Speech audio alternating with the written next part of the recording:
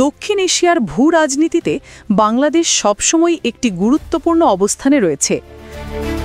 ভারতের সঙ্গে দীর্ঘ 4096 কিলোমিটার সীমান্ত রক্ষায় প্রতিদিন নানা ধরনের চ্যালেঞ্জের মুখোমুখি হচ্ছে বর্ডার গার্ড বাংলাদেশ বিজিবি।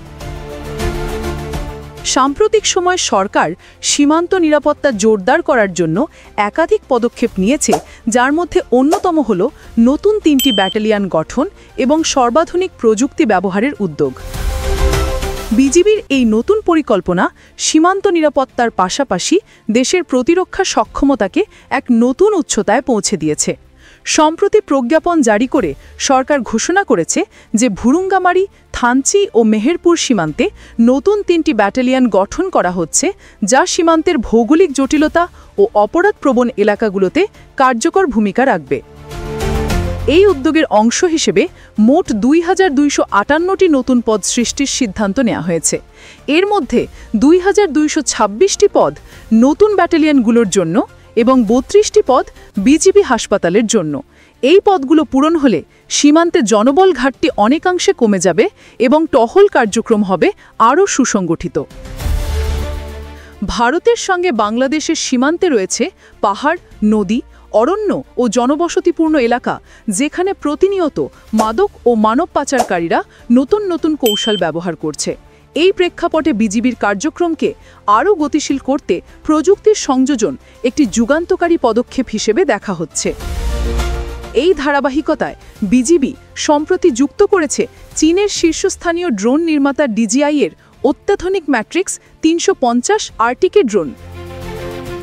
এটি কেবল একটি ড্রোন নয়, এটি সীমান্ত নজরদারিতে এক অদৃশ্য ঢাল হিসেবে কাজ করবে। উন্নত FPV first person view camera ও দ্বৈত পাইলট নিয়ন্ত্রণ ব্যবস্থা ড্রোনটিকে রাত্রিকালীন এবং কঠিন আবহাওয়াতেও কার্যকরভাবে পরিচালনা করতে সক্ষম করে। এই ড্রোনের সবচেয়ে বড় সুবিধা হল এর 6 দিক নির্দেশন বাইনোকুলার ভিশন সিস্টেম ও ইনফ্রারেড সেন্সরিং প্রযুক্তি, যা বাধা শনাক্ত করতে এবং নির্ভুলভাবে অবস্থান নির্ধারণে সাহায্য করে। ফলে সীমান্তের পাহাড়ি বা জটিল ভূখণ্ডেও এটি নিখুঁত নজরদারি করতে পারে। DJI M350 RTK-এর IP55 রেটিং এটিকে ধুলো, বৃষ্টি ও ঝড়ো হাওয়ার মাঝেও কার্যকর রাখে। RTK প্রযুক্তি ব্যবহার করে এটি অত্যন্ত নির্ভুল ম্যাপিং ও টার্গেট শনাক্তকরণে সক্ষম। এর ফ্লাইট রেঞ্জ প্রায় 20 কিলোমিটার, যা একক ইউনিটের পক্ষে একটি বিশাল এলাকা কভার করা সম্ভব করে তোলে। আরও উল্লেখযোগ্য বিষয় হল এর 55 মিনিটের নিরবিচ্ছিন্ন ফ্লাইট টাইম, যা সীমান্ত টহল কার্যক্রমে বড় ভূমিকা রাখবে। TB65 ডুয়াল ব্যাটারি সিস্টেম ও হট সোয়াপিং সুবিধার ফলে ব্যাটারি পরিবর্তনের সময়ও মিশন বন্ধ করতে হয় না। মাত্র 25 মিনিটে পূর্ণ চার্জিং এবং 400 চক্র পর্যন্ত ব্যাটারি স্থায়িত্ব ড্রোনটিকে করে তুলেছে দীর্ঘমেয়াদী ব্যবহারের জন্য উপযোগী। বিজিবির কর্মকর্তাদের মতে এই প্রযুক্তি ব্যবহারের ফলে সীমান্তে পাচার চক্রের গতিবিধি, মানব পাচার ও অবৈধ অনুপ্রবেশ অনেকাংশে হ্রাস পাবে। কারণ এখন আর সীমান্তের অন্ধকার কোণ বা দুর্গম এলাকা অপরাধীদের জন্য নিরাপদ নয়। প্রতিটি গতিবিধি উচ্চ রেজলিউশনে ভিডিওতে ধরা পড়ছে, যা প্রয়োজনে তাৎক্ষণিক পদক্ষেপ নিতে সাহায্য করে। প্রযুক্তিগত উন্নয়নের পাশাপাশি নতুন 3টি ব্যাটালিয়নের মাধ্যমে মাঠ পর্যায়ে মানব সম্পদের ঘাটতি পূরণ হবে।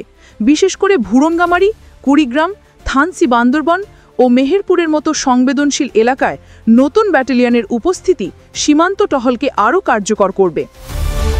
নিরপেক্ষভাবে বলা যায়, বাংলাদেশের এই উদ্যোগ কেবল নিরাপত্তা বাড়ানোর কৌশল নয়, বরং এটি একটি কৌশলগত বার্তা।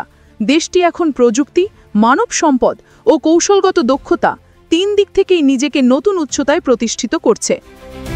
ভারতের সংবাদ মাধ্যম নিউজ 18-এর সাম্প্রতিক এক বিশ্লেষণেও বলা হয়েছে যে ভারতকে এখন বাংলাদেশ নিয়ে নতুনভাবে ভাবতে হবে, কারণ বাংলাদেশের সাম্প্রতিক মার্শাল ও সীমান্ত উদ্যোগগুলো দক্ষিণ এশিয়ার ভূ রাজনীতিতে এক নতুন ভারসাম্য তৈরি করছে।